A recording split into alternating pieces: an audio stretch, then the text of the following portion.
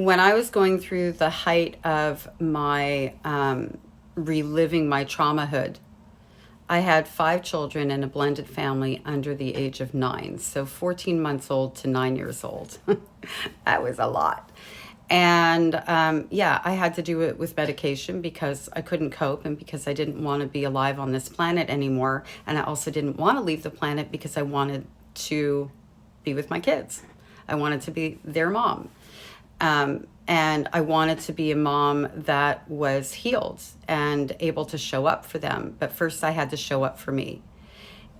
When all of this stuff was going down, I mean, there were days on end where I couldn't stop crying, and there's no way to hide everything from our children. And what I learned through that process is that we shouldn't hide from our children.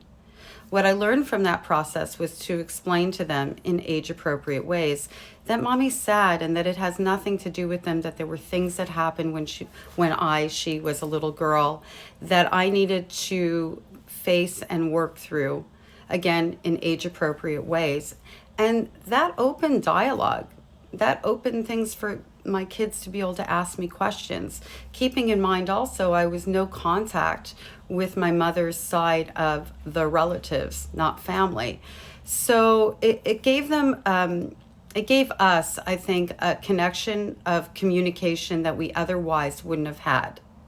We can find a way to have something good come out of this with our relationship with our children rather than have damage. And I just want to leave that with you and let you know that I understand, because I don't want my kids to see me that way either. At the end of the day, ironically, it did more good than harm.